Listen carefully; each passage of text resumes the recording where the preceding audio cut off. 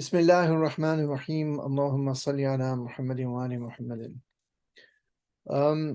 So today we have to look at book 3 of the Anima, and this is where we really get into the heart of the matter, and this is where things become very complicated indeed. And you will notice significant differences. I would even say it's a divergence now between what we find in the text of Aristotle in a translation, let's say by Shields, which is what we're mainly using, and Ibn Rushd's Talkhis. Because in book 3, in chapter 5 and really chapter 4, again, I can't emphasize enough that these chapter divisions and so forth were in all likelihood not those of Aristotle and were introduced by later editors. So at any rate, it's more in chapter 5, which is just about a paragraph long, that the extremely disputed and controversial in the sense that it's very hard to know exactly what Aristotle meant by this. That is to say, the notion of the active intellect is introduced. And elucidating the nature of this active intellect and the conjunction or ittisal, as Ibn Rushd calls it, of the human being's intellect, which is still in a state of a certain kind of potentiality with this active intellect, was a major commentarial or hermeneutical concern of Ibn Rushd in his Talkhis, this so-called middle commentary on the Anima, and it indeed is his major concern in the larger commentary on the Anima as well. So although we're not really devoting this course to Ibn Rushd, but we do keep referring to him a great deal, I should emphasize that it is my understanding that Ibn Rushd does not really give his final verdict, if we may call it that, on the active intellect and conjunction in the Talkhis or in the middle commentary. But in fact, his more developed or final, or shall we say most mature or most developed position is only elaborated at length in the larger commentary. So that's one thing to bear in mind. So now, if we actually try and approach the text itself, so let's just stick with the English for now, the English translation of Christopher Shields. So book 3 begins on page 50 of the Shields translation at 424b22. Now, you may recall that book 2, chapter 12, ends rather abruptly with a cliffhanger, if you will, in that Aristotle just poses a couple of questions, 2 questions, and in the last paragraph, and just leaves it. He says, what then is smelling beyond being affected by something, ? Or is smelling also perceiving, whereas the air which is affected quickly becomes something perceptible ? And I think he's just really posing these questions. They don't just seem to be sort of rhetorical kind of questions. And then, if you notice, book 3, chapter 1 begins rather abruptly and says that there is no other sense beyond these 5. One might feel confident on the basis of the following considerations. In other words, he's making a claim that there's only these 5 senses, which he's dealt with already. But you can see that there is no really hard and fast division when you read further, because book 3 is just really, at least for the first few chapters, just a continuation of Aristotle's discussion of perception. So he doesn't really, so again, the divisions here are maybe not as solid as they would seem. You know, when you approach as a modern reader this kind of a book and you see chapter divisions and book divisions, you expect them to be along thematic lines. But the fact is that I have read, you know, in some works on Aristotle, they say that the division into books often was just what could conveniently fit onto a scroll. So you have to remember that in ancient times, in the age of the hand-produced book, these were not even books. They were scrolls. There would be some kind, it would be a roll of some kind of material. And at least this is what they say. I'm not really sure how much to believe this, because, you know, some books, quote unquote, are much shorter than others in the corpus of Aristotle. So who's to say? I don't know. We don't live in the age of scrolls and all of this anymore, but we're stuck with these divisions as they are, just for the sake of maintaining a convention whereby people can refer to these in a uniform way. But that's all it really is. So this is just a continuation of this treatment of perception. So it is important now to understand what really the stakes are here. So a lot of times, you know, people read Aristotle, and the problem is that he really wrote a lot. It's something like 2,000 pages in the 2-volume complete works of Aristotle.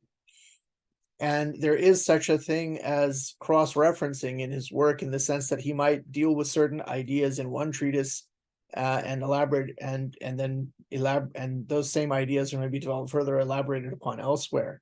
And so it should be borne in mind that a great proportion, a huge proportion of the Aristotelian corpus is actually devoted to the study of life, what we would today call biology. It is devoted to the study of, you know, there's the history of animals, there's the parts of animals, and this was a very active pursuit for Aristotle. He lived for a number of years on an island known as the island of Lesbos, and he was he had the companionship of his student Theophrastus there as well, if I'm not mistaken, and he conducted many biological investigations. And since it was an island, he was able to examine also sea life and so forth. And they say that later, you know, his student Alexander made it possible for all kinds of living specimens from around the empire to be sent to Aristotle for his examination. And whether any of that is true or not is hard to say. But suffice it to say that Aristotle was very, very serious about investigating living things. And so his whole discussion of the soul has to be seen in that light. And in this regard, I want to just bring to your attention that since we last convened, I came to know of another translation of the De Anima, which is of interest. And this is a translation with extensive introductions by someone named Glenn Coughlin. I'll spell his last name for you. Well, Glenn is with one N, G-L-E-N, and Coughlin is like the word cough, C-O-U-G-H-L-I-N. This translation is published by St. Augustine's Press in South Bend, Indiana, which is a well-known Catholic publisher with very good reputation. They also published Peter Kreeft's book, Socratic Logic. This is a very recent work. It came out in 2022. This translation was used as a text at the St. Thomas Aquinas College or University, which I think is in California, and it is a Catholic institution.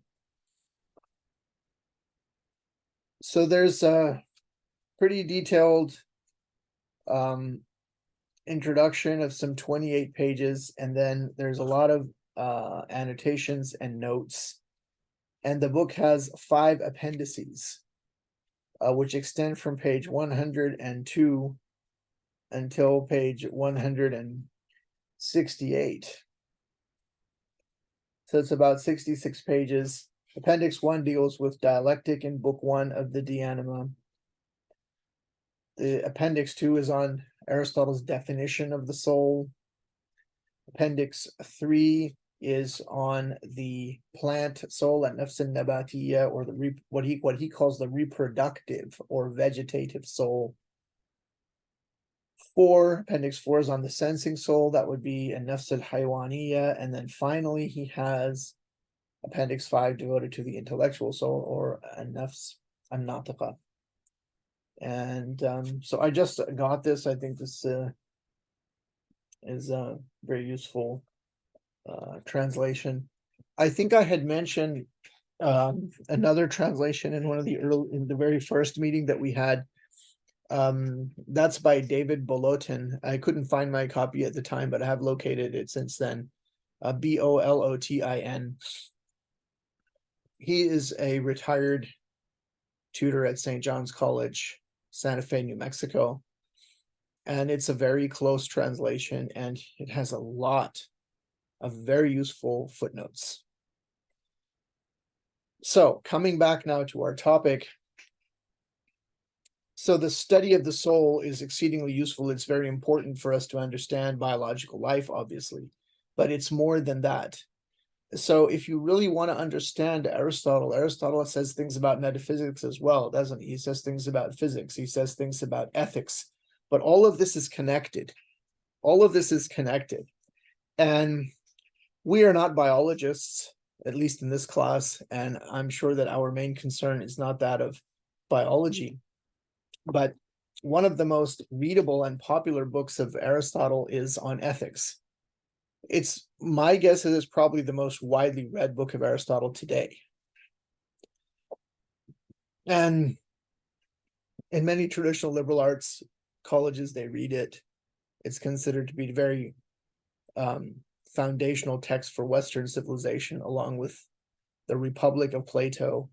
So the ethics of Aristotle and his politics, along with the Republic of Plato, are considered to be hugely important.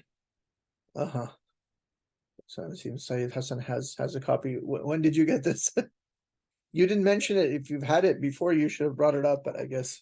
I apologize. There are other translations that I have to disclose, I suppose. Yeah, there's so many. Yeah.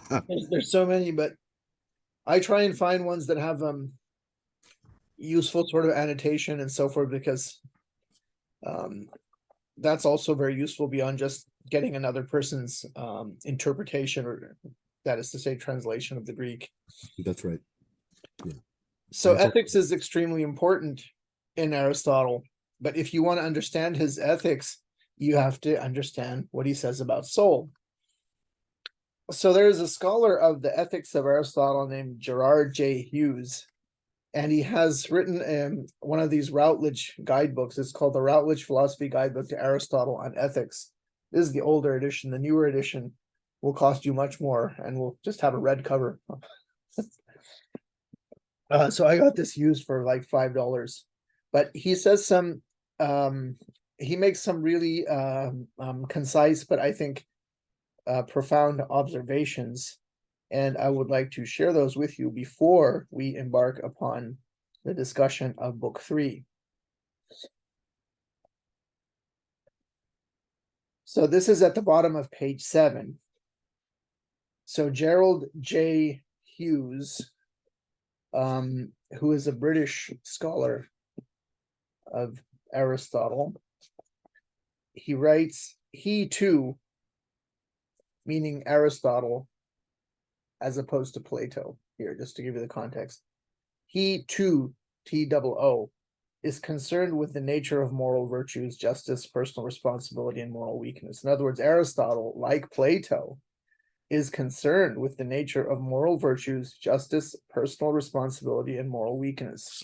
Like Plato, he believes that ethics must be rooted in a view of the human soul. But unlike Plato, his conception of what a soul is derives in the first instance from biology, rather than from religious, quote-unquote, views about the incarnation and reincarnation of a disembodied true self. And this difference has profound implications for morality, according to Glenn Hughes. So again, here he's alluding to this hylomorphic doctrine of the soul. Then later in this work, he elaborates upon why this difference has profound implications for morality.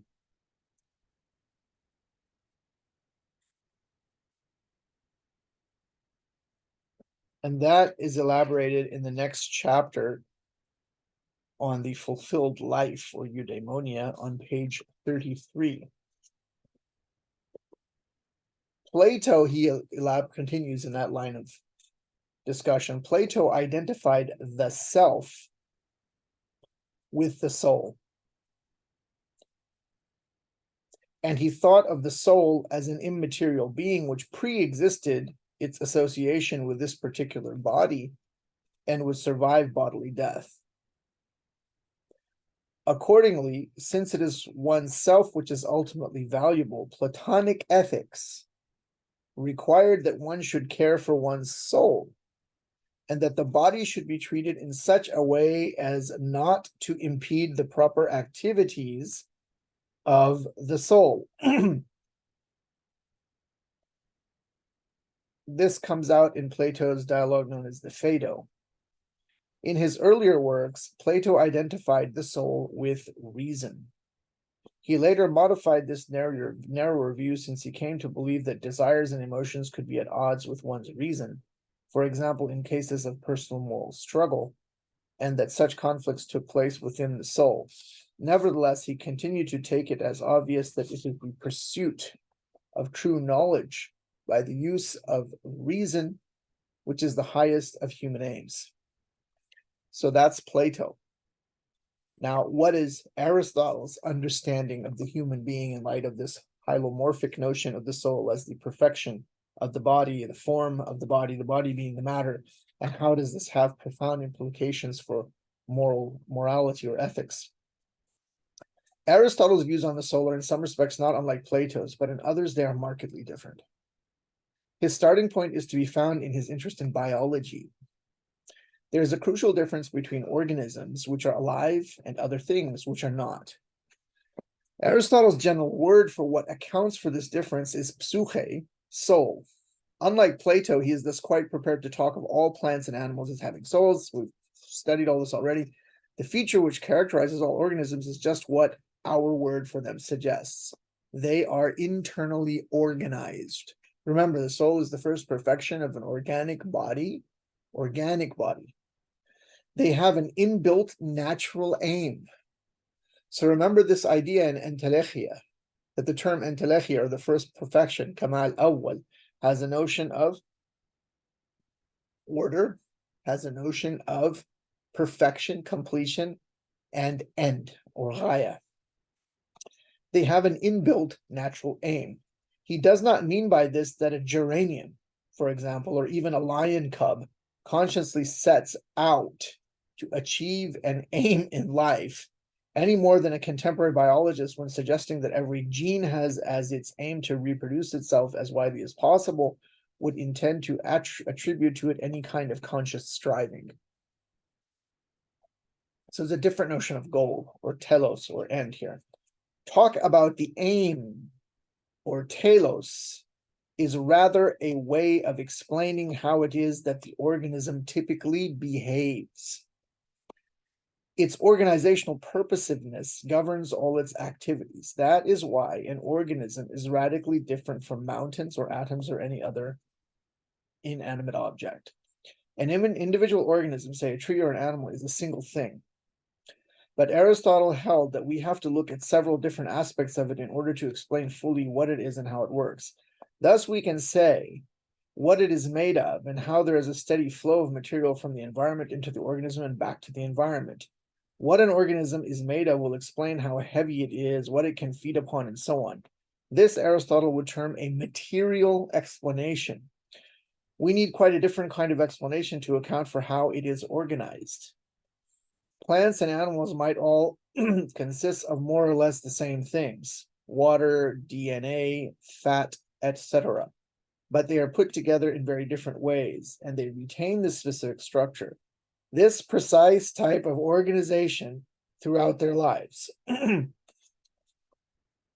Oaks are constructed differently from geraniums and differently again from fish or dogs or humans. This self-perpetuating organizational structure goes hand in hand with the different ways in which each organism typically functions. So this kind of explanation is what Aristotle called a formal explanation. The formal explanation of an organism just is its psyche, its soul, its nafs. A soul is the way. The body of an organism, biologically speaking, is purposefully structured. It is not, as Plato thought, a separate thing which inhabits a body.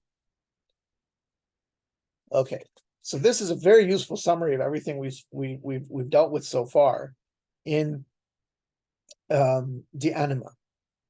Souls then are of different kinds, each of which can be defined in terms of the capabilities which correspond to the different ways in which the bodies of different organisms are organized. All organisms can grow and reproduce. No dispute there. Animals can sense and move and have emotions. Humans can do all these and in addition can think, plan, and choose. To say that plants, animals, and humans have different types of soul is simply to say that their respective bodies are so organized as to have very different capabilities. Aristotle then makes the crucial move, and this is the point that connects with morals and ethics. The well-being of any organism consists in the integrated exercise of these capabilities. That is its telos. Since Aristotle relates the telos, the aim we have in life, to ethics, he must therefore be suggesting that ethics is based on the capabilities of the human soul. We cannot simply decide what we shall count as fulfillment. Our nature determines what fulfillment for us must be like. That is a very, very well worded summation of the Anima, most of it anyhow, and its ethico-moral implications. Since Aristotle relates the telos, the aim we have in life, to ethics, he must therefore be suggesting that ethics is based on the capabilities of the human soul. We cannot simply decide what we shall count as fulfillment. Our nature determines what fulfillment for us must be like. So this is very fundamental, and this runs completely counter to the modern zeitgeist or spirit of the times, where you can be anything you want to be. There is no real human nature. Yeah, it's a free country. Do whatever you want, man. It's your life. And that is why we have so much psychological wreckage in the modern world, because people don't know who they are.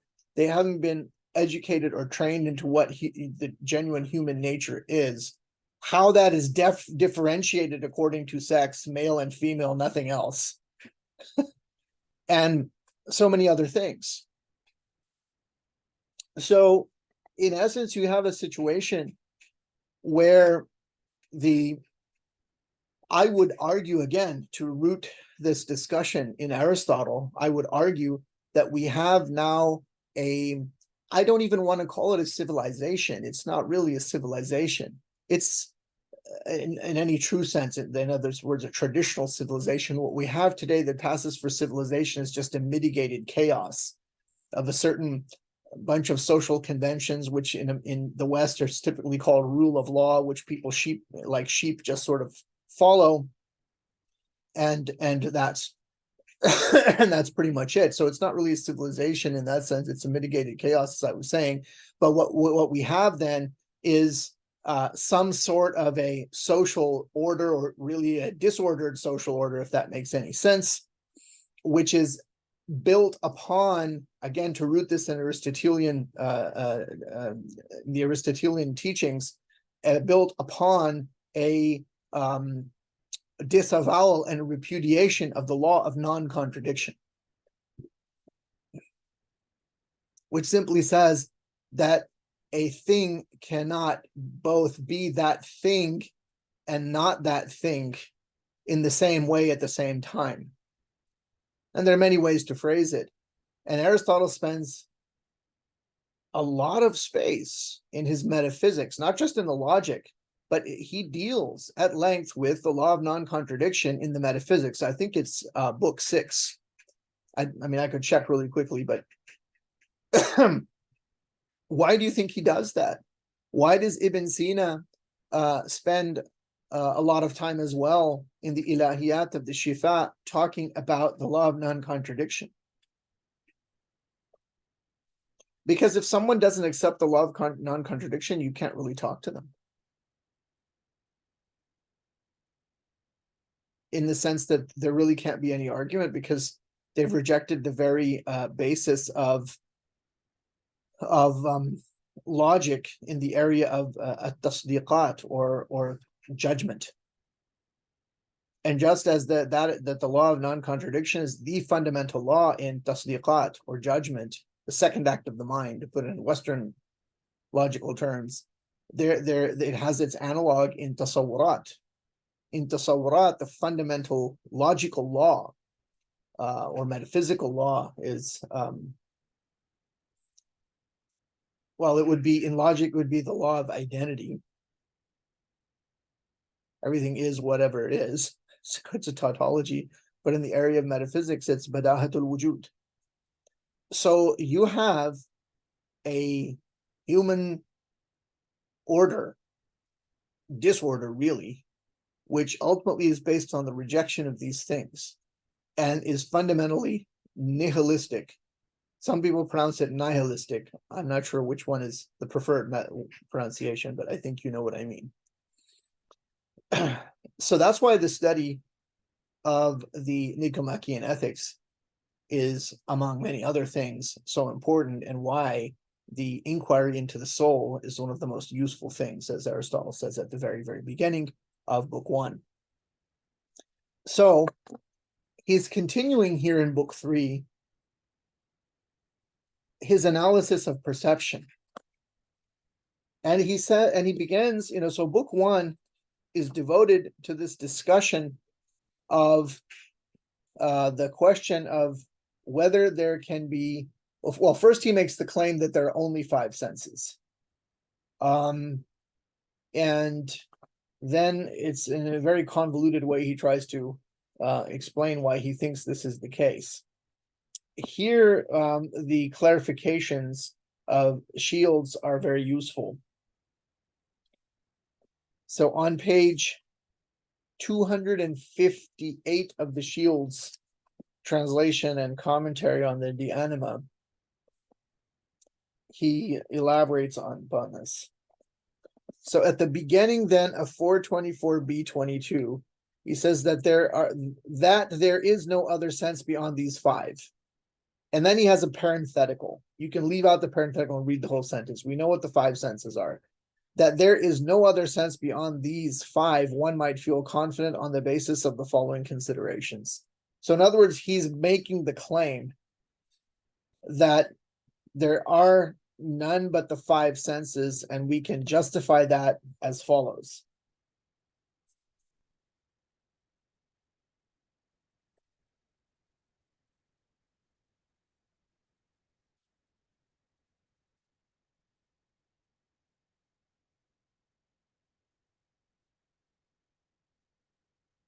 Yeah.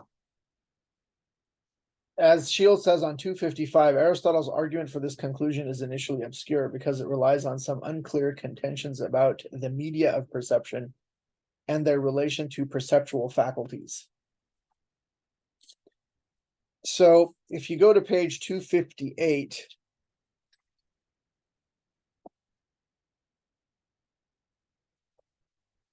he's sorry, the bottom of 257. I'm sorry. He says the difficulties in this section, the opening section, which is 424b 22 all the way down to 425a, all the way to the bottom of the page and over to the next page, completing the paragraph at line 13. The difficulties in this section begin but do not end with the fact that after the first brief introductory sentence, there follows one long, ungainly sentence of dubious grammaticality containing the whole argument for the thesis that there are but 5 senses. So on 258, he sets out Aristotle's argument in 11 points. So let's look at these 11 points and then see how Ibn Rushd dealt with this. Number one, we are missing a sense. In other words, we've got the 5. And so he says that if there's some other sense, and if we're missing it, only if we're missing the sensory organ in which it resides. All sensible qualities are apprehended either by handling or via an external medium. If anything is apprehended by handling, it is tangible, for which there is an organ. If anything is apprehended indirectly, it is via an external medium composed of either air or water. So imagine water or some moisture would be the taste. Obviously, light travels through air, it travels through water, other transparent media, glass. For sound, you have to have air for sound waves. An organ is suited to perceiving something via an external medium if and only if it is composed of the elements of that medium. Hence, any organs there may be for perceiving via an external medium are composed of air and water. Animals are in fact outfitted with organs composed of air and water. Hence, without an alien element, animals have all the organs there may be for perceiving by an external medium. Hence, by 1, 2, and 7, without an alien element, animals have all the organs there may be. There is no alien element. Hence, by 9 and 10, animals have all the senses there may be. So it's a pretty convoluted argument. So he's saying that, we can't really locate if we inspect our own physical persons or observe other living organisms. These are the only senses we can really find if we analyze their organs. Okay, so, and some living things have all of these senses, some of them don't. Pretty much all animals can see. But then, he gives an example that some animals are unable to see, like a worm, is my understanding, does not have any kind of a visual apparatus. And so then he kind of locates this notion of an organ with these 4 elements, and he says, that there isn't any other element, and so we basically covered all of the possible senses there could be. Now, the problem with all of this is that there are various other senses. Or are there not? Are there other senses? What do you think about this? I'm trying to recall a hadith that I read, and it was from Imam Sayyad, Imam Zain al-Abidin alayhi salam. And if my memory serves me well, he said that man does not have 5 senses, he has 6 senses. And what's the 6th one? And the sixth one is the qalb. The qalb. And here it's kind of a hermeneutical difference, I suppose, because some say that in the Quran and the Hadith, when qalb is used, it's referring to the mind. Whereas later on, the qalb has been more or less is used as some sort of spiritual faculty, if you will, or spiritual organ. We also find that other groups have mentioned what is called the common sense. It's not other groups. He talks about sensus communis as well, but it's not it's just something within that integrates all of these. All at once. It happens. Type of a type of intuition to make things in their proper place. Yeah, it's called al-hiss al-mushtarak.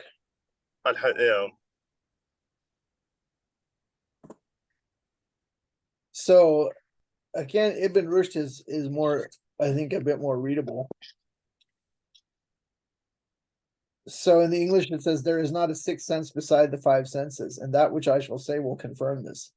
Firstly, if each one of these senses is congruent with all the sensibilia which belong to that sense organ, whose nature is to perceive them, for example, if the sense of touch is congruent with all tangible objects, the sense of sight with all visible objects, and so forth for each sense, then it follows necessarily that if we lack a given sensation, we lack a particular sense organ. However, none of these senses whose nature is to have perception lacks these sensations, though if one did, we would lack a particular sense organ. أما أنه ليس حاسة سادسة سوى الحواس الخمسة فمن هذه الأشياء التي أقولها يقع التصديق بذلك. أما أولا فلأنه إن كان كل حاسة من هذه تستوفى جميع المحسوسات التي في الحس الذي من شأنه أن تحسه تلك الحاسة، مثال ذلك أنه إن كانت حاسة اللمس تستوفى, etc. Yeah, this is as usual clearer. So again, he's just saying that if there was some other sense, where are the sensibilia for that? Where are the organs for that? If all of these five senses are congruent, I like that turn of phrase, to these sensibilia, then there aren't any other senses. But the problem is that in modern times, we've discovered that different animals have different kinds of senses. Some people would argue that there is something in the human being like the sense of balance. Would you agree? I mean, but then you could argue, is that really a sense? Do we have I mean, the whole discussion turns around how are we defining senses. It seems that Aristotle and Ibn Rushd are talking about, physical senses in terms of, interacting with the outside world, fil kharij. Yeah. But then what would you say about, we even use the word in English, the sense of balance. That has to do with, what is it? It's the ear. It's the inner ear, I think. Yeah, it's the inner ear. Yeah. And a balance of some kind of a fluid there. And that's why sometimes people get dizzy if they spin around a lot, then the fluid continues moving. Right. So I mean the whole question, Aristotle, is that an organ though? There's no perception that is really occurring in the hylomorphic sense that Aristotle uses it, that the form of an object is interacting with the organ of perception in that situation. Well, I mean, tell me this, is it possible for a blind person to get dizzy? Yeah, it is. I mean, a blind person or let's say someone is, God forbid, both blind and deaf. They can still walk, so they have a sense of balance. But, I mean, I don't know. Some people have a much more acute sense of balance than others. A gymnast, for example, on a so-called balance beam, it's called that for a reason. A tightrope walker. But then that also comes under these kind of feats, let's say, of physical, not just physical feats, but I'm really not sure what to call it.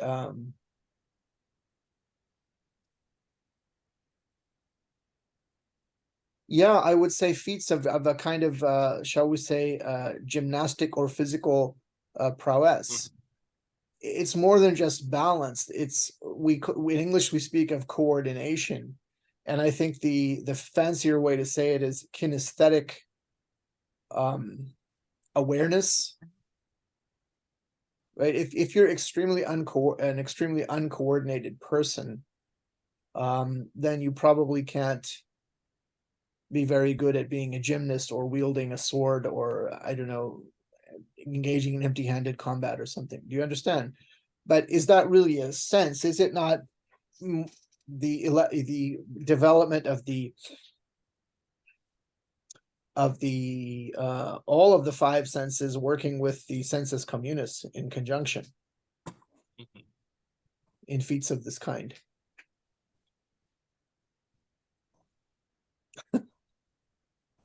Yeah, like I said, I think if we look at sense perception in the hylomorphic doctrine about an object of sense perception or its form interacting with organ, I don't think it applies.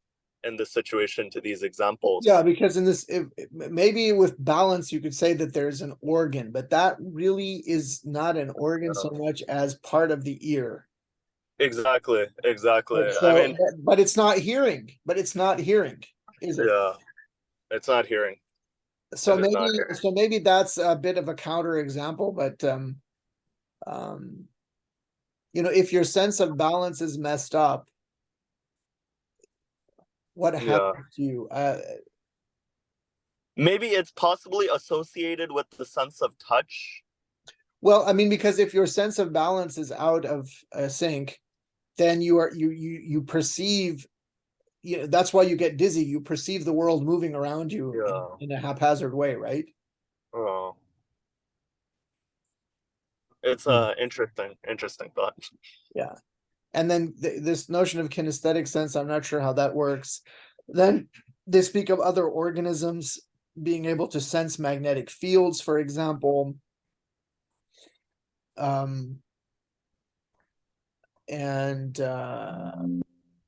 think birds can sense magnetic north, so that would be a magnetic field, right?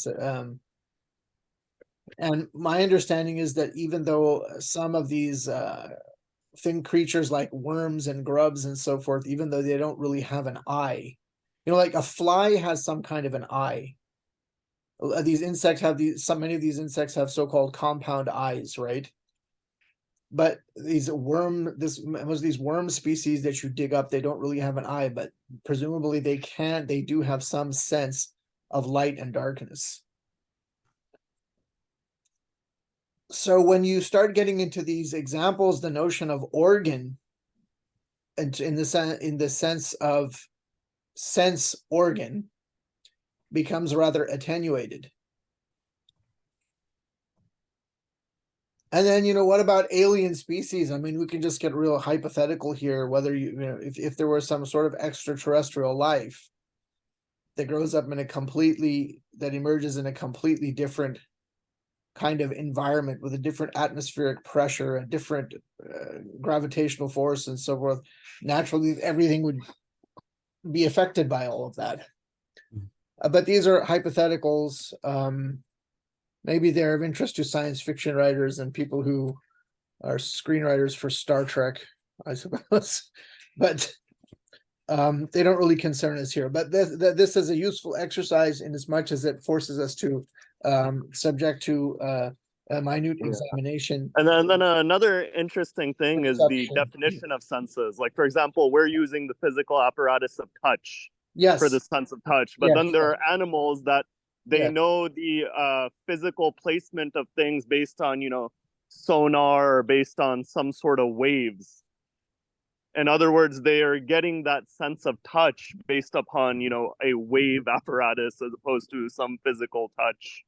Yeah, so that's an interesting point. So, but again, that brings us back to the sense of touch, which is one of the, shall we say, canonical five. And even among there are human beings who, through extensive practice and the accumulation of experience, have developed a heightened sensitivity of these different senses. So, an accomplished musician, let's say an absolutely accomplished sitar maestro, he will be able to hear if even something is slightly off in the playing by his novice student, for example. And I have my own personal experience in this regard, which I thought was rather extraordinary. Many years ago, almost 20 years now, mashallah, when I went to train in Kenjutsu in Japan, I was in Fukuoka, and I was inducted into the Yagyu Shinkageryu, which was a traditional school of Japanese fencing, and the the sensei, the swordmaster, the teacher there, Nishida Kozo, was very, very accomplished. And so he would stand at the end of the dojo, and everybody would be facing each other, and he would be at the end of it, and he'd be doing these exercises of drawing the sword out from the scabbard. And he would just stand there motionless, walk up and down every now and then. And if you did it wrong, he would know. In other words, he would know if you drew it out incorrectly. Even if he wasn't looking. How was this possible? I asked him. He said, most of the time, when someone does not draw the sword out correctly, it doesn't make the right sound coming out of the scabbard. Okay, but you have to listen really closely over years and years and years to realize exactly what that sound is. And you can find examples of that throughout, master craftsmen, for example, a master calligrapher in Arabic calligraphy, you can tell just through his visual sense, is able to actually discern differences or tolerances down to, and I'm not exaggerating here, 1,000th of an inch. And that figure is from Muhammad Zakaria, who's one of the greatest living calligraphers in the Islamic world. He's definitely in the top 10, if not the top 5 in the world. Number 1 being Hasan Chalabi in Istanbul, in Üsküdar. So there are people like this, right? But again, it's just a development, a refinement of one or more of these 5 senses working together. So that I don't think is a matter of dispute. But then sometimes you have people who have some other kind of sense. And that's what Aristotle doesn't deal with here. Or does he? I have in mind here instances of what we may call the supernatural. Instances of, let's say, precognition. Precognition is knowing, anticipating an event before it happens. Having foreknowledge of something, predicting the future, meeting someone and knowing their innermost thoughts, even though you've never met them before, even though that person has never met that person before. So what is that? Is that a development of the senses? No. There I would argue, and this is what we're really coming to, that is a development of their intellect, but intellect not in any kind of modern or profane sense. Because in a certain sense, the intellect is all things. Potentially, it can perceive and understand all things. And that is why the station of the perfect man, al-insan al-kamil, is what it is. So some awliya, some people through who the profundity of their ascesis and the tawfiq, of course, of Allah subhanahu wa ta'ala, and the mediation, because without it, this is impossible. This is another matter which could be argued, but the mediation, I would say, of the Haqiqa Muhammadiyya sallallahu alayhi wasallam, that they are able to catch a glimpse of that. But the al-insan al-kamil, the person who attains to that degree of perfection and completion, in as much as they embody all of the divine attributes to the nth degree. That, of course, is only the Prophet Muhammad sallallahu alaihi wasallam and the Ahlul Bayt, and in some sort of lesser sense, probably. But that is why that the insan al-kamil literally has knowledge of all things.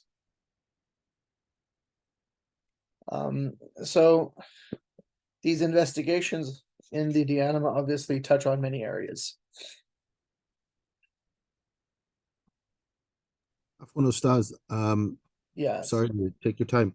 When it comes to the 5 senses and what Brother Sayyid Bilal is saying here, hinging on the definition and the usage of the word sense, and indeed, what is the Greek? And we have here, in Arabic, it's hes. Yeah. So is it such? Is it? Correct me if I'm wrong, but is it possible that the usage of sense or hes here is a means to attain a knowledge of concrete reality? Yeah, that would be a really good point. Yeah. So yeah, I think that's a very good point. Are we being, in other words, you're saying that maybe we are being too restrictive in saying that the term his is only confined to these 5. Yeah.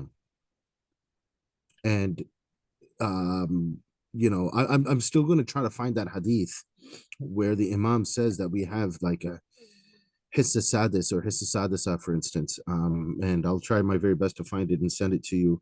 But just to diverge here quickly, Afwan Ustad, in your edition of the Ibn Rushd's Talkhis, is it possible that you can turn to page 112, please? Yeah. Thank you. Okay, so on 112 Yeah. of the Talkhis, yes. Okay, I'm there. And you have script there? Do I have? Yeah, I have. I mean, is your page blank or something? Yeah, so my copy is Naqis then. I have to do something about that. Oh, I hate it when 10 that happens. Sometimes they remainder these books Yeah, and they just pass them off to the public. And sometimes it's an honest mistake. I suppose it can happen. yeah. So I'm listing all of the last 10 odd pages. Oh, what a pity. That is, yeah. Khair. I have to Okay. obtain a new copy. But yes. All right. Um, So, yeah, go ahead. No, inshallah, in the discussion, I'll bring it up. I don't want it to take time from the dars. Afwan. So, where were we? So that's book 3.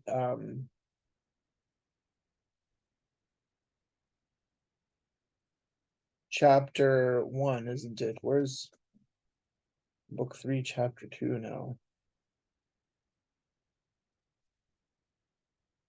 I've lost my place. Excuse me for a moment. I had a mark here. There it is. For Shields, page 52. Yeah, so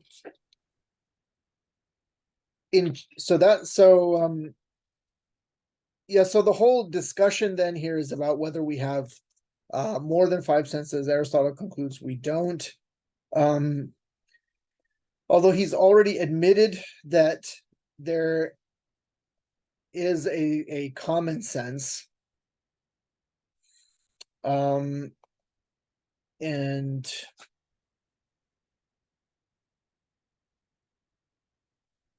yeah, so this whole discussion here just has to do with the 5 senses, the objects of those senses, and so forth. And he just sort of concludes that we've only got the 5. Now, continuing this discussion of perception into the second chapter, the second chapter, as Shields says, is a bit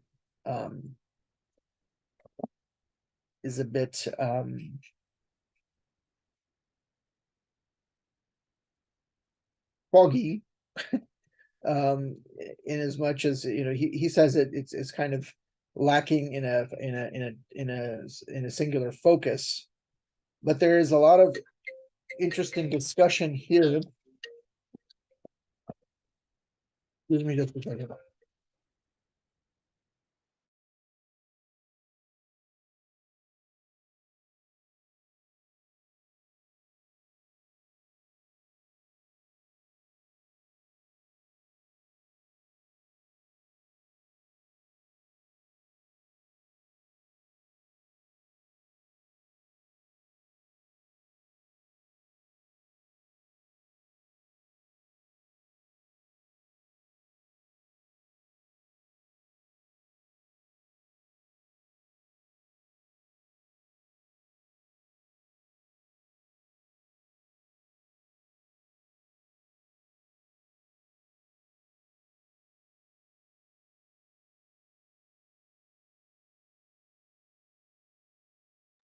So sorry about that. And as I was saying, so this second chapter is a little bit foggy, but there's some very interesting discussions that take place here regarding perception. And Shields has some interesting things to say about that. So if you turn to his commentary all the way in the back of the book, to the Anima, book 3, chapter 2.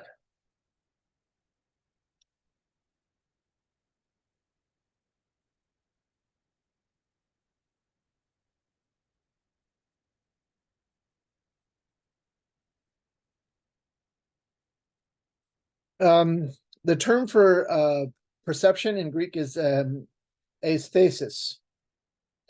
And Aristotle is interested in examining this concept of aesthesis even more closely. So what does it really mean to perceive? What does it mean to perceive? The comments here by Shields are quite interesting. At the bottom of 263, what precisely does Aristotle take for granted in suggesting that we perceive that we perceive? So don't get lost here. We perceive that we perceive. Right?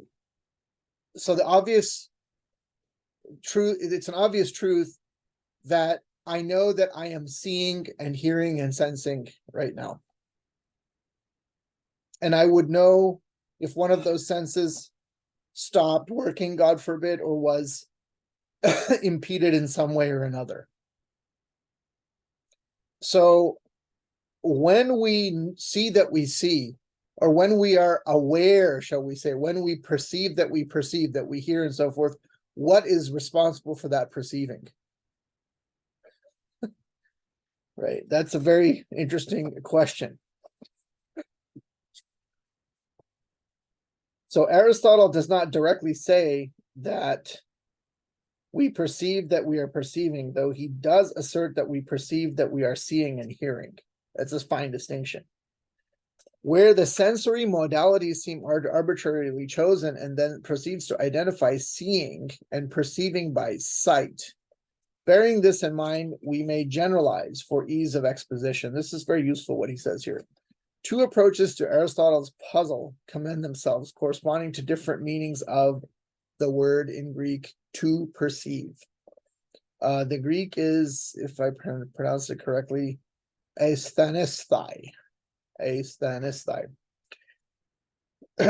One assuming, so one of the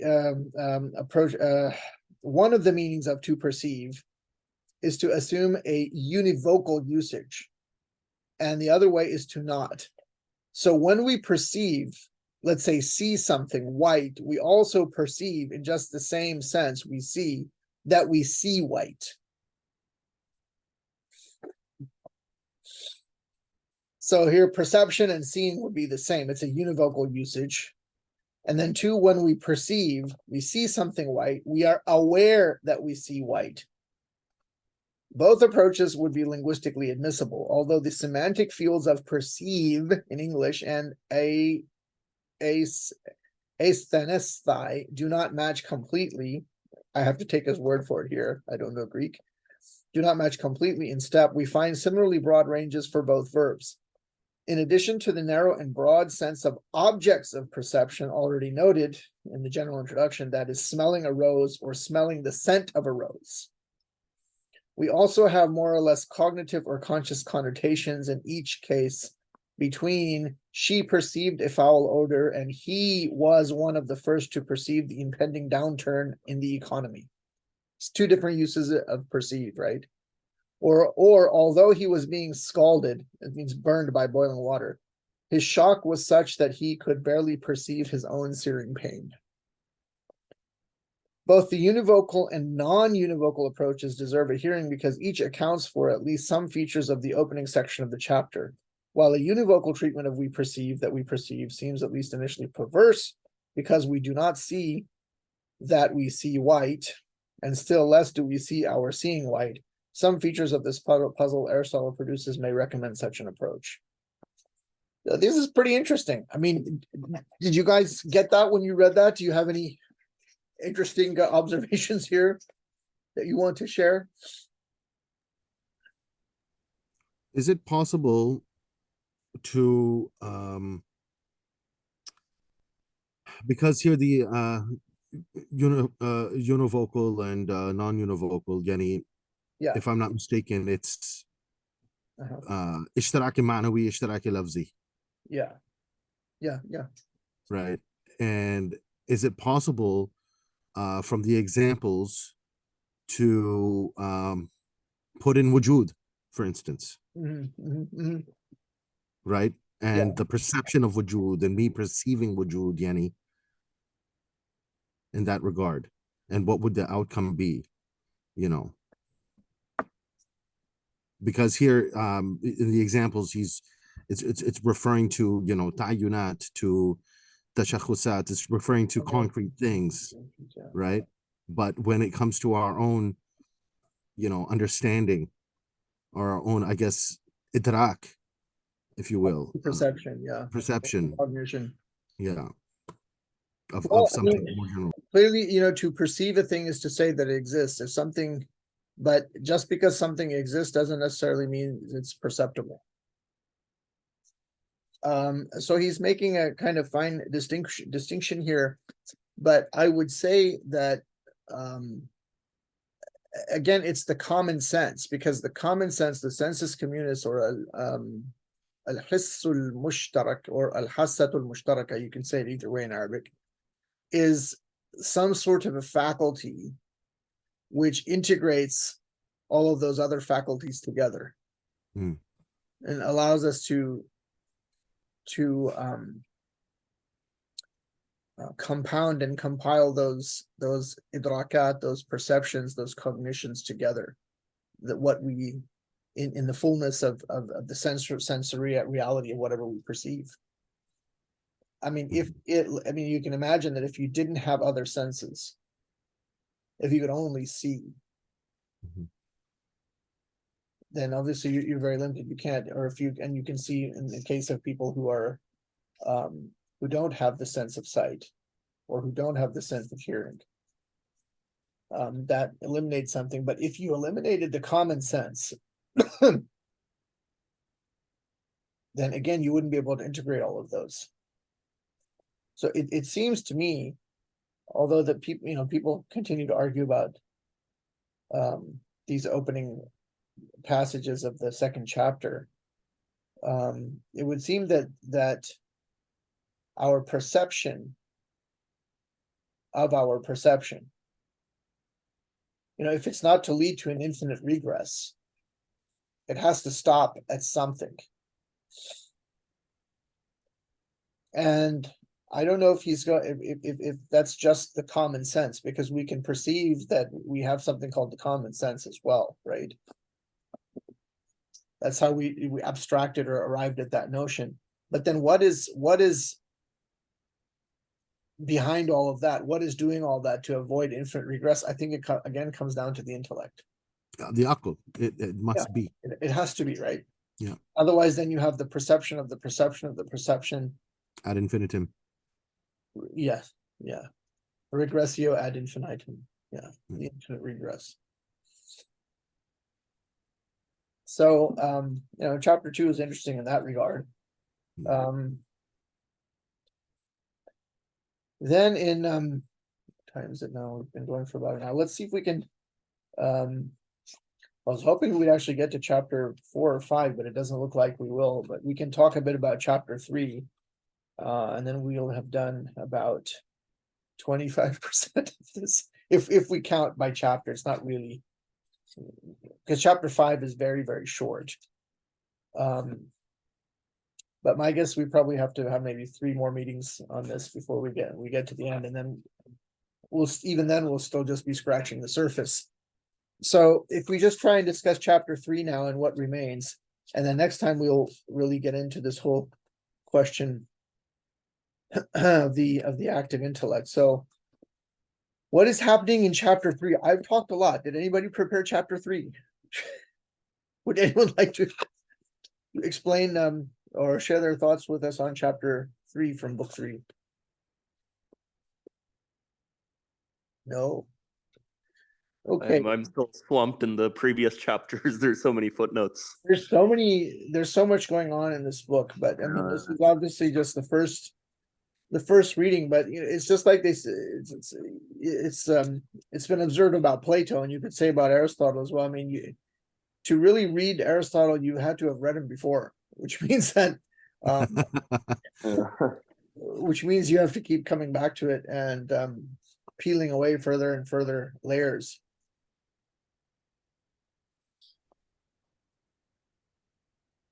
So here Aristotle makes an important point about the soul, in terms of defining the soul.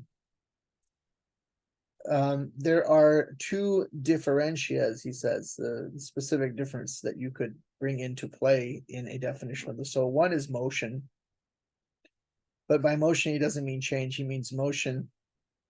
Today we'd say displacement, motion relative to a place, to a location.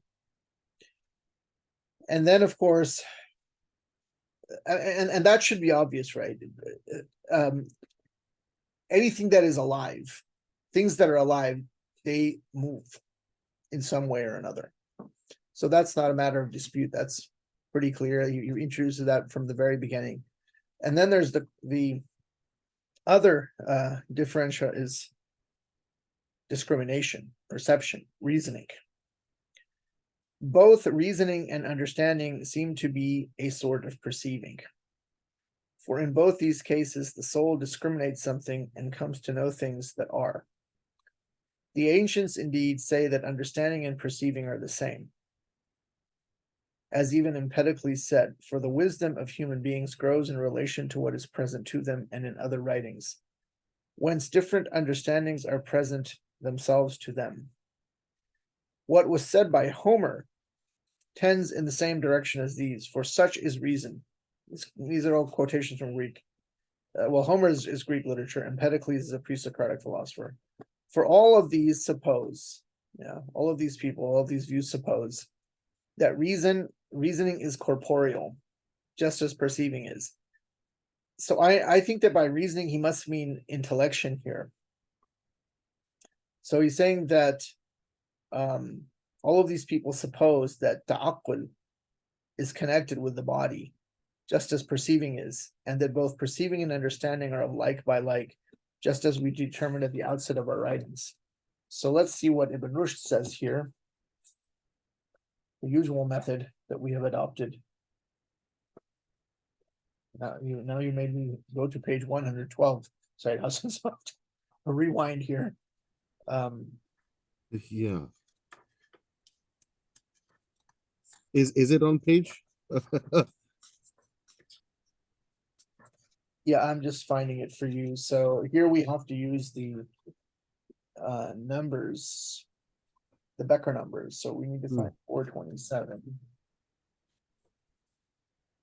424 3.3. is the beginning here. 420. Yeah, because in Ibn Rushd, the discussion of the common sense is a lot longer. Page 101, paragraph 261. Yeah, He that's said the exactly ancients right. agreed. Yeah, that's it.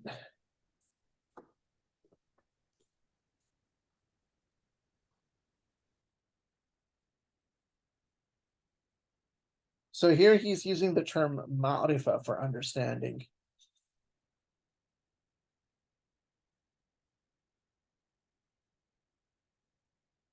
Since in their views, the reason for knowledge is the resemblance of like which occurs, they were so to say. No, here the chapter is not the same. It's much further on, 427. No, this is 427b, and this is 427a.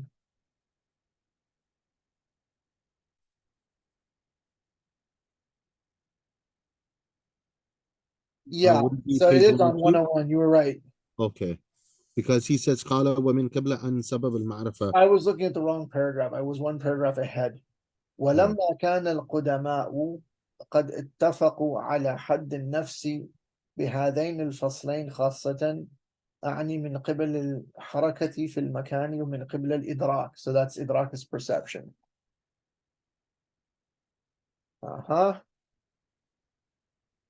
الذي بريء not بريء, what am I saying? الذي يرى أنه التصور بالعقل والإحساس. You see, exactly, it's the term عقل, both the reasoning and understanding is sort of perceiving. وكان قد يظن أن التصور بالعقل والفهم من جنس الحس وذلك أن التصور كأنه إحساس ما. So he is talking about عقل. So the soul discriminates something comes to know, yeah. And then he does the same stuff about Empedocles and so forth. So here it's in accord. Then he's discussing the nature of error. All right, but then he goes through all of this.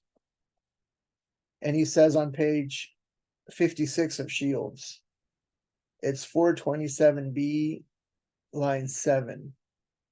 In view of all that, therefore, it is evident that perceiving and understanding are not the same. So now, so again, in the Arabic, we've got idrak and fahm, right? We've got to keep these straight. Yeah. Is Empedocles Ibn Dakalis? So, in the Arab, some people Arabized it as Ibn Daqlis, but it's Empedocles in English. We say, yeah. التصور بالعقل والفهم, right? He does say that. And then we go on and on.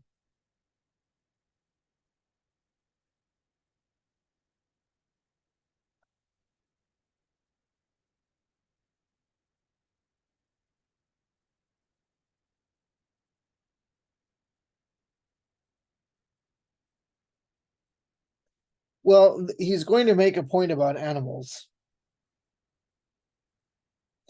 And there he introduces the notion of imagination.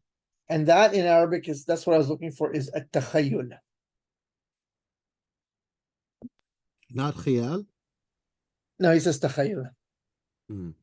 So in paragraph 264 of Ibn Rushd's Talkhis, فنقول نحن إنه يظهر أن الإحساس ليس هو العقل والفهم، وذلك أن الحس موجود في جميع الحيوان، ومعروف أن العقل ليس يوجد في كله بل في يسير منه، وأيضا فإن الأشياء الكلية والجزئية متضادة، ونجد العقل صدقه في أحد هذين الضدين أكثريا وهي الكليات.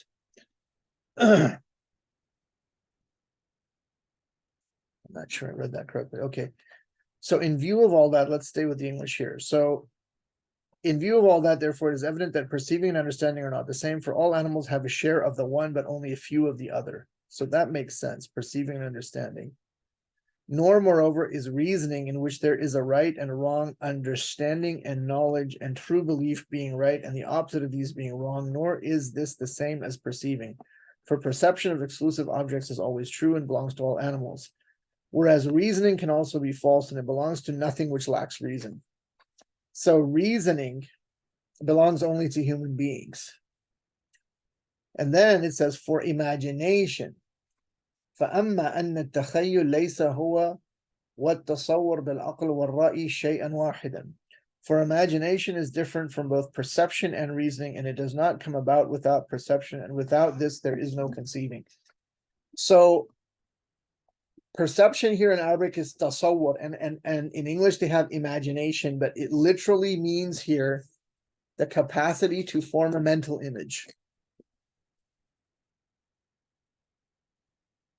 All right, so what he is trying to get at here is that animals have imagination, but they don't have aql. An animal has the capacity to form a mental image, but the animal does not have reason. And again, imagination is not perception, because he makes the point here in this chapter that perception is only to the degree that I am perceiving, to state the obvious. And even if I am asleep, perception is still there, or I can, if I choose, I can perceive any number of things in my immediate visual field by focusing on this object or that object or some object in the distance. But imagination, forming an image, he's arguing that you have to be focused on the image, and when you stop focusing on the image is gone in the imagination. So the difference is that human beings can make abstractions. Animals don't have abstractions, but they have the possibility to, they have the capacity to imagine, to have an image, but that image would be the image of a particular. جزئي. يعني they don't have كلي. Yeah. So this is what he's trying to do here. This is a continuation of the whole notion of perception. This is a continuation of the whole examination and analysis of what it means for us to perceive. And that's really a big part of the Anima. And when it comes to the aql, and he intimates this early on in the Anima, and then it's not only until book 3 that he gets back to it that he intimates, that he alludes, that the aql is separable. And now he's going to elaborate then upon what this aql is, that it's separable. And then the real question is, how is it that we come to know these universals? And why is this a problem? Well, because Plato has this doctrine of the Platonic ideas. And it is claimed that Aristotle is not interested in that, and he has his own understanding of things. And so for that, you have to introduce something called the active intellect, that the human intellect, in order to know these universals, has to somehow be actualized by another intellect, and that's the active intellect. And then some thinkers later, they even identified the active intellect, believe it or not, with the angel Gabriel. Yes. Some people even identified the active intellect with the Haqiqa Muhammadiyya. And there is no real agreement on any of this. So to give you an example,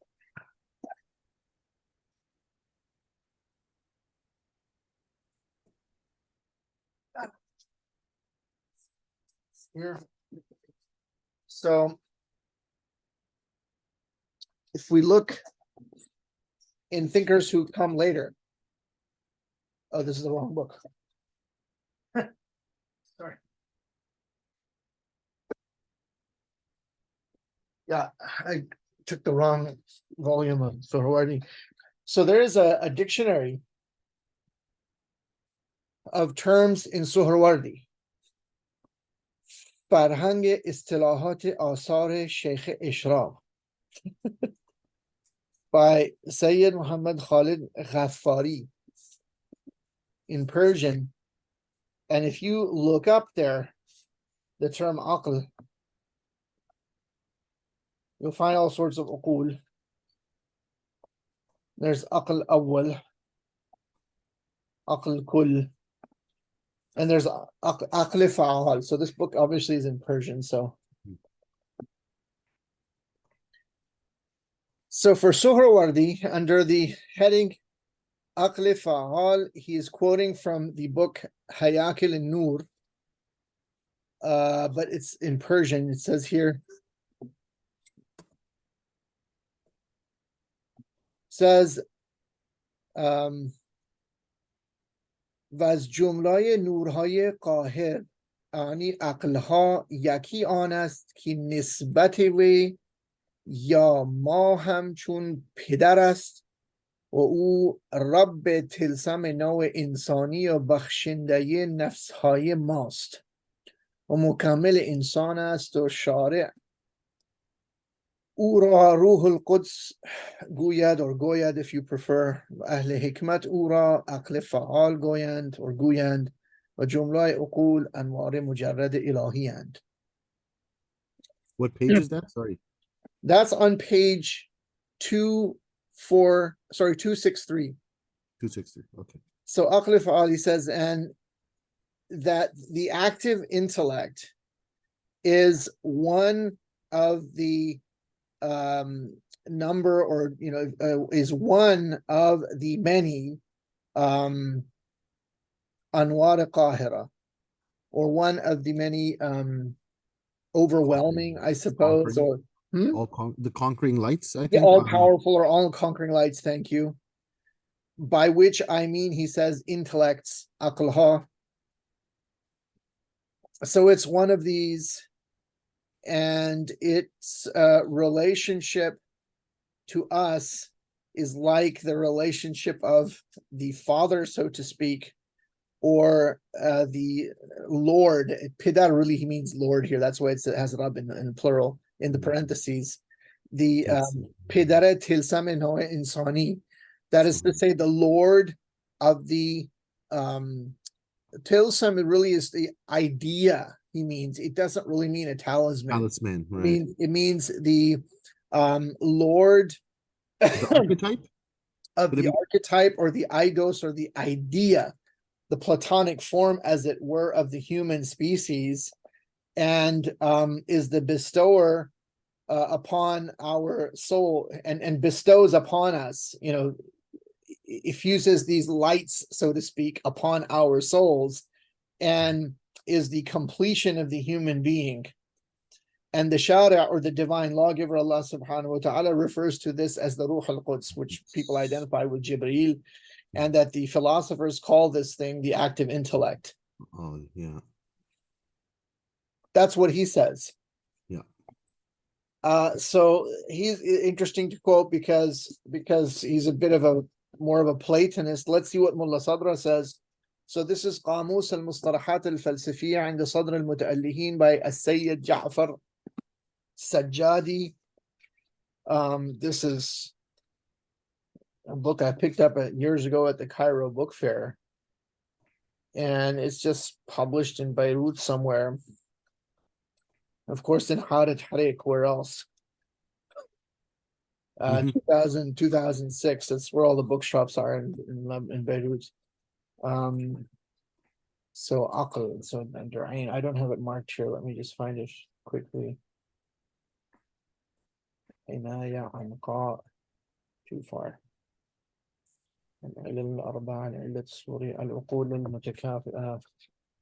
So it's قاموس المصطلحات الفلسفية عند صدر المتألهين. Yeah, Sayyad Ja'far Sajjadi. Okay. Should be As-Sajjadi. No consistency in the way they write. The Iranians write their names in Arabic. Al-Aql al-Fa'al. Okay, what page is that? 321 to 322. 321 to 322. So yeah, he's quoting the Asfar here. And he says volume 2, page 145, Wama Yalihi, and what comes thereafter. I have no idea if this reference is correct, but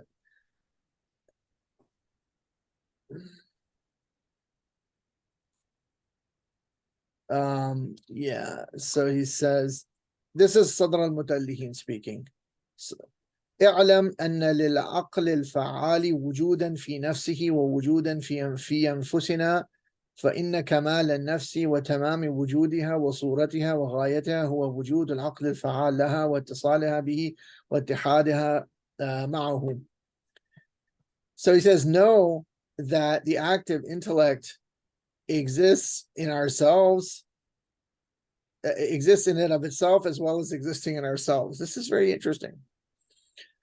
For indeed, the perfection of the self, the completion of the self and its existence and its form and its end is by virtue of the existence of the active intellect and the conjunction of it with it and its unification therewith. So, and it goes on for a couple of pages. I'm not going to read all of that. I could scan this and put it up on the Telegram. I have the PDF. I'll put it in the. Oh, you got the PDF. You have all the PDFs. So there is a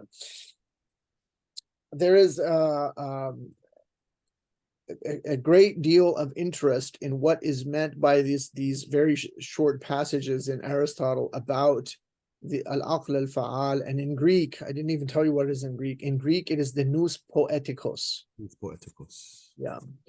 And there's a famous study on this by a guy named Herbert Davidson. Yes. So, I mean, it would probably be worthwhile if you're really interested to read that book after you have sort of read through the Anima once. But there's no real final answer, at least I don't have a final answer to what exactly is meant by this. So this active intellect then becomes this kind of completely separate, non-corporeal. So it isn't a physical entity with a physical body, but it is an intelligence. And it is an intelligence which acts, especially on the understanding of Shīʿah al-Suhrawardi we just read, but also Mullā Ṣadrā, that it is some kind of intelligence which allows for the completion of our own souls in their noetic journey. Mm-hmm. A kind of noetic transformation. And this is connected with Mullā Ṣadra's al-Harakat al-Jawhariyya. Mm-hmm. And this is why, to come full circle now back to where we started today's session, and that is why this understanding of the soul, which would seem to be an extremely sublime and recondite metaphysical doctrine, but it directly impinges on morals and ethics and what we do. Mm-hmm.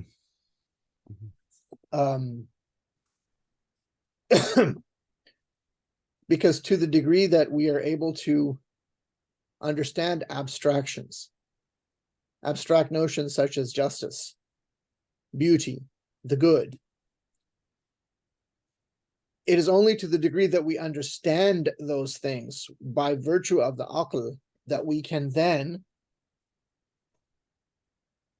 now that we know the true thing, the truth, in al-hikmat al-nadariyya, in theoretical wisdom, we can then move to practical wisdom where you don't have true and false, you have right and wrong, where you choose the path of the good, where you do the ought, O-U-G-H-T.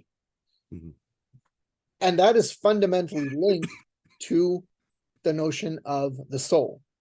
That's why there can in no real sense be a secular, materialist, atheist ethics. It's not possible.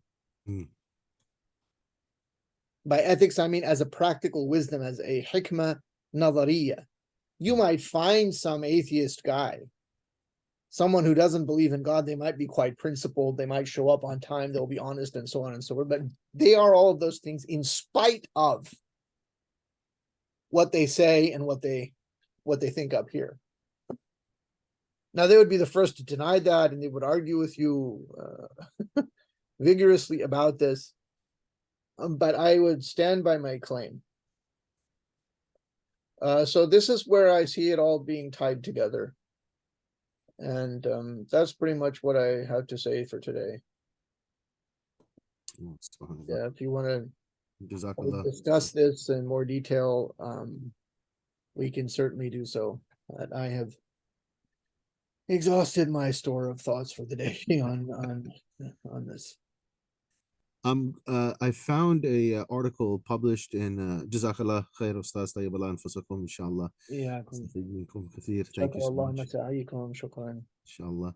I found an article published in 2003, University of Waterloo, and there was a Shīʿī Mennonite dialogue. Mennonite? Yeah, there's a huge exchange program between the Hawza Ilmiya Qom, specifically Marhum Misbah Yazdi's school, the Imam Khomeini Institute, and Mennonites. And there's a huge Mennonite populace here in Toronto, especially in the north, like in Kitchener area. I didn't know that. Yeah, okay. Yeah. So there was a fellow actually who wrote 12 Infallible Men. Mm-hmm. Yeah, he's from the Mennonites. I don't know, he's more of like a modern Mennonite guy. But I saw him walking around the streets at Qom, and in turn, they bring some of, their seminarians from home Very to study in strange. Canada and McGill. Yeah, Mennonites, they're like the Amish, except they drive cars and have electricity, and Yeah, but yeah, they grow these really from far away looking like Muslim beards, and they wear straw hats, and they have farms, because there's a lot of them in the Midwest, also in Ohio and Indiana. right, Yeah. right, yeah. They're not Luddites, so to speak, but Yeah. they are, yeah, yeah. So there was a University of Waterloo publishes these journals. They're called the Conrad something or other. Conrad Grebel University College Review, published by University of Waterloo. And one of the students, you could say he's one of the top students. He's considered to be the top sociologist, if you will, of in Iran, and he's a student of Marhum Hassanzadeh and Yeah. Jawadi Amali. Mhm. And his name is Hamid Parsania, and he wrote an article called in Persian. It was translated into English by his student, From Instrumental Reason to Sacred Intellect. I'll send it on the Telegram group. And basically the aql that is predominant in the modern postmodern world, what they would call aql abzari, instrumental reason. It's a very good article. Reason, yeah. And I'll send it on the Telegram group. He goes through all of the different types of aqul and What do they defines call instrumental reason in Persian now? What you just said? in Persian, it's called min aql quds. Sorry, as aql abzari to aql quds. Abzari? Yeah, instrumental reason. It's Persian. Yeah. It's a very good article. And it's been well translated in English. It's a good translation. Here, I'm trying to find the aql fa'al, if there is here, aql urfi, aql kulli, aql juz'i, aql tajrubi, different types of aql he goes through, talking about them, breaking them down. Where are we here? Yeah, okay. Al-Muhim, he does talk about it somewhere. I'm just trying to find it. Khair, I'll try to. Aql Qudsi. Yeah, so that's basically what he would define it as. Nos poeticos. So he says sacred intellect is the highest type of intuitive intellect. The holder of this intellect is in direct, mind you, this is coming from a Neo-Sadrian background. The holder of this intellect is in direct and immediate contact with intellectual realities, or intellectus, when used to denote a species of being, and expounding on the sacred intellect and its genesis, religious texts, mystics, and philosophers, and expounding on the sacred intellect and its genesis, religious texts, mystics, and philosophers have been prolific. He who has a sacred intellect directly apprehends the essences and realities that others approach only by concepts and discursive demonstrations, dianoia and episteme. His apprehension of these realities can be likened to the true and prophetic dreams that some people see. According to the mystics and sages, the divine revelations made to prophets and the inspirations of saints are consequences of their sacred intellects. The peripatetic philosophers, the Mashah, called the sacred intellect aql mustafad. Yeah, aql mustafad with a dal. Yes. In religious texts, the teacher or medium for teaching and conveying the sacred intellect is the Holy Spirit, Gabriel, the divine archangel. This same medium, in philosophical terminology, is an immaterial existent that is sometimes called the active intellect, intellectus agens or nos poeticus. Yeah, intellectus agens or agens is Latin. The person with sacred intellect has access to knowledge that is over and above the acquired and discursive knowledge available to others. So if metaphysical reason can prove the immateriality and eternality of the human soul, then the sacred intellect can provide the details of man's ascent and final felicity, or eudaimonia, that which is given to humanity by way of sacred intellect in the form of a decree pertaining to conceptual reason, or whether speculative or practical, is called a decree of guidance. Wow. This is because sacred intellect guides and leads the way for others towards what they themselves can acquire or become. If, on the other hand, the decree is of such a nature that it is beyond their reach, then it is a decree of origination. A decree of origination is supra-intellectual, but it is not anti-intellectual. And that's just the passage there. That's I really recall- interesting because the word eudaimonia is exactly the subject matter of the Nicomachean Ethics of Aristotle. Human Right. flourishing is And one. that's what you were saying, basically, that the ilm al-nafs leads to Said Bilal, can you turn off your mic? Sorry, is there background noise? yeah. Okay, it's fine now. What were you saying, Said Hassan? Yeah, no, this is exactly more or less what you were saying at the beginning and the outset, that Yeah. ilm al-nafs, and if you would like to call it ilm al-akhlaq, go hand in hand. They go ahead. You can't do one without the other. As a matter of fact, one is, you could say, the nazari, and the other is the amali, if you will. And there's a direct, you could say, reciprocity between the two. And then, of course, eudaimonia is the telos of the soul, if you will, and which is basically the intellect. So I'll send that article. I recall one of my teachers saying, bila tashbih, he said, that it's as if the Mashah had said. Now, I don't know if he grasped it correctly, but he said this. He was a young teacher. He said that it's as if the aql of the prophet on earth, that is the angel Gabriel himself. That would not be surprising to me. Right. And the reason why he couldn't go higher is because the aql itself, it could not go higher. Yani on the Mi'raj, the mythological language of saying it would burn my wings. So there was the super intelligences, or a supra intellect, if you will. Yeah, he couldn't go any further because there was nowhere else to go. Beyond that is God alone. That's right. And that was the 10th, the peripatetics, they qualify it being the 10th intellect that gives the birth of the series of other uqul, if you will. Yeah.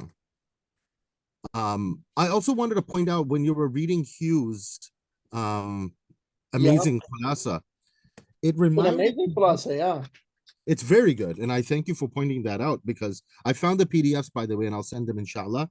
Yeah, it reminded me of the of a passage. Now, I cannot, for the life of me, I've traced the subsequent, you could say, passages that it's been quoted from, but it seems to me that it's pre-Bahar al-Anwar.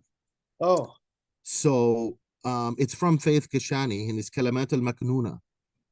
Oh, okay. And he does not bring a sanad, but I have found it in every single generation thereafter in all of the hadith works, ending with a kashkul of Sheikh Ahmad Asai. So Ahsa'i or Baha'i? Ahsai, Sheikh Ahmad Ahsai, he has a kashkul. Okay, he has a kashkul too. Okay. Yeah, it's interesting because one of my friends, Sayyid Bilal, it was Sayyid Samir in Syria. He pointed this out to me. Our good friend Sayyid Samir of Wisconsin. Yeah, who is no longer in Syria, thank God. Alhamdulillah. Yeah, he's no longer in Syria, exactly. Okay. My apologies. Is there still background noise if I unmute myself? No, now it's fine. There was an issue. Okay, perfect. No longer an Yeah, issue. now I can jump back in. So I traced it somewhat to Ghurr al-Hakam, but there's two hadith, but the one that he found for me, that I traced all the way to Kalamat al-Maknuna, and then somewhat to Ghurr al-Hakam of Ahmadi, was that a group of Yahud came up to Amir al-Mu'mineen alayhi salam, and he said, I paraphrase, and I have the hadith here verbatim, you spoke about everything, but you didn't speak about one thing. And he said, what's that? And he said, they both said, you didn't speak about falsafa. And then Amir al-Mu'mineen alayhi salam goes, I'll send it to you. I have the PDF. I'll send that section to you. Okay. Amazing. Anyways, at the end, they said that you have described philosophy in its pith and its lub like no one else has ever done before. And yani it's I won't go into it. That's not what I wanted to say, but there is a hadith. It says كلمات فيها إشارة إلى تعدد النفس في ذاتها وبها يتعبر مراتب النفس الإنسانية في تكرياتها. Now, the two hadiths say Kumail bin Ziyad asked him, but in this one, in Kalimat al-Maknuna, it says, روي أن الأعرابيا سأل أمير المؤمنين عليه السلام عن النفس فقال له عن أي النفس تسأل؟ فقال يا مولاي هل النفس أنفس عديدة؟ فقال نعم، نفس نامية نباتية، ونفس حسية حيوانية، ونفس ناطقة قدسية، ونفس إلهية ملكوتية. قال يا مولاي ما نباتية؟ فقال قوة أصلها التابع الأربعة بدء إيجادها عند المسقط النطفة مقرها الكبد, and it goes on. Talks about the different nafus, and I'll send that. I don't know if you've come across that before. No, but that agrees with us. But then, I mean, with us in the sense, what I meant was what we've been reading in Aristotle, not us as such, but what we have all been looking at. That would seem to be in agreement with that. Yeah. But the problem is that the opponents of falsafa and irfan usually say that, well, there's no isnad for this, and there's no exactly the nomos, the I like to call them the nomos, the nomocentric ones. Yeah. Yeah, no, they're a headache. They're a headache, really. And that's why I don't like I respect ilm rajal, but at the end of the day, ilm rajal is ilm rajal. It's very limited. It's the science of men is the science. Sometimes it works spectacularly well, but those cases are kind of small. Yeah, a lot of things are thrown out the wayside. Yeah. And you know, it's I'll send that PD. I just wanted to bring that up, and that's quite interesting. Yeah. Quite interesting, but I'm more intrigued by the article from which you read that extended passage. Sure, I will send that, inshallah. That sounds really interesting indeed. Yeah, I think probably we should all read that. How long is that article? 13 pages, very easy read. Oh, well, let's all read that for next time. I think that could shed much more light, because going forward now, once we get into the actual discussion of al-Fa'al, I want to sort of leave it open to you guys, do your own research, look things up, read in the Islamic sources, and let's come and discuss what people have said about al-Fa'al, because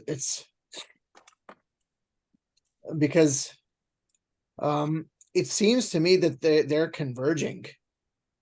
Right. They're talking about the same thing, but they're using there's slightly different nuances, but in the end, I think it comes down to the same thing. So, right. For example, that brief passage from Hayat al-Nur, which we read, quoted in that dictionary of Suhrawardi's terms, he says that they're lights, right? But in Suhrawardi, you have to understand that these lights, these anwar, and the uqul, and the farishtagan in Persian, or the malaika, the angels, they're all the same thing. No. Now, there is a peculiar book in the English language, and it's about angels. And it's not a really recent book. It's not really old either, but it's you'll never guess who wrote it. It's written by Mortimer J. Adler, the same guy who wrote Aristotle for Everybody, and who wrote How to Read a Book and so many other famous titles. Adler himself, yeah. And so, wow. And then he's got another book called Intellect. And these are his books, which are not very well known. Right. So in way before we had anything like modern databases, and man, this is even before Oracle, which is now just, forget it. It was way before all of this. He was at the University of Chicago, and they started this thing called the Encyclopedia Britannica, which really isn't published in Britain anymore. They bought it, and it was an American thing. and it was at the University of Chicago, and they wanted to bring out this thing called the Great Books of the Western World. Okay. And so they hired human indexers to read through something like these 60 greatest books, you know, the Euclid, Ptolemy's Tetrabiblos, almost all the works of Aristotle, Shakespeare, Hume, even Freud. I think Freud is the last one, and Spinoza. And Yeah, I think I have a copy here. yeah, that's one of the volumes. Yeah, blue part? 53. Yeah, this is Plotinus. Oh, this is Plotinus. Okay, so so it's a big series. Yeah. And Adler was the editor, and he was behind this whole thing. And so they hired human indexers, and they went through and they had certain topics. And then if you buy that set, that's what the set is worth having, not because of their individual, but because of the index volumes, what they call the synopticon. And Adler was the head of that team, and they got into a huge fight because they only wanted to have the key ideas of Western civilization. And then later this thing came about called the History of Ideas, and there's a dictionary of the History of Ideas, which Adler was not involved in. But in that synopticon, or that index of all these books, so you can go there and look under, I don't know, something like just some sort of topic, force or mass. I don't know if that's actually there, and you can see what everyone has said about it, right? So that he wanted to include angel in the synopticon. And so there was a whole controversy saying, no, this is absolute nonsense. And, you know, we've gone beyond this and we don't believe in these things. In the end, they included it. But Adler tells the story in his book on angels. I need to get this book. Yeah. Very intriguing. Isn't that funny? Yeah. Then, yeah. So it's a kind of a peculiar story. There's another similar book as well called A Dictionary of Angels by Gustav Davidson, if you've heard of it. No, I've not heard of that, but this is, I don't know anything about this book. How is this book? Angels and Us? Is this the table of contents are pretty interesting. You know, the 28 angels ruling in the 28 mansions of the moon. The angelic governors. This is just one. It sounds like one of those. Sounds like one of those Western occultist books. Okay, we have all of this in our tradition as well. If you want to know the angels of the day of the week and all that, I mean, that's not hard to. There are books on this. You can look these things up. But the concept of angels and what they mean in terms of intelligence and intellect. And so there's one other book, and I think we'll probably wrap it up on this final note. So the ancients in pre-Islamic ancient Greece, and then afterwards in the Middle Ages and even into the Renaissance, until the great fissure which separates us from them, and the so-called moderns come along, Galileo and Descartes and all of this, and the French Revolution, and et cetera, et cetera, et cetera. There was a notion of how the universe was completely connected, that there was a hierarchy, there's a cosmology. And so there's a book about this by a person who's considered the founder of this notion of the history of ideas, and his name is Arthur Lovejoy. Arthur Lovejoy. And The Great Chain of Being. He wrote a book called The Great Chain of Being. Yeah. So there's no empty space in the universe. There's all some sort of intermediaries. And so angels are dealt with there as well. And this just comes full circle now with Shīʿah studies, because the notion which they had of angels in Western Christendom through Aquinas is not what it was in the Muslim world. And Henry Corbin points this out, because he's very interested in the angelology, which we find in As-Suhrawardi, and how it connects with the teachings in ancient Iran. And so that's all there in Corbin's beautiful book, Spiritual Body and Celestial Earth. So again, I think that Corbin is probably the most profound modern Western student and scholar of the Shīʿah world. And in some degree that's reflected in the work of Mu'izzi as well, but I think Qurban is much more deeper than him. In this text. Yeah. Very well then. That was a really fascinating discussion. Thank you so much, everyone. Thank you, Sayyid Hassan, for Thank you. Thank you. bringing all of our attention to that article about instrumental reason. That's very interesting. That was a really interesting passage. I'm looking forward to reading that. I'll send it immediately, inshallah. Thank you so much, Ustad. It was my pleasure. It was Elucidation. Always. really it's an honor. Thank you so much. Alhamdulillah. Alhamdulillah. So I hope you all enjoy your weekend. I think pretty much because Eid al-Adha fell on a weekday, almost everybody probably has various social obligations this weekend. And so we'll resume next week. I hope you all see how things go for you this weekend, and then you just let me know over Telegram, and then we'll schedule for next time. All right. So once again, Eid Mubarak, inshallah. Kull aam antum bikhair. في امان الله. إن شاء الله. في أمان الله. في أمان الله. في امان الله. السلام عليكم.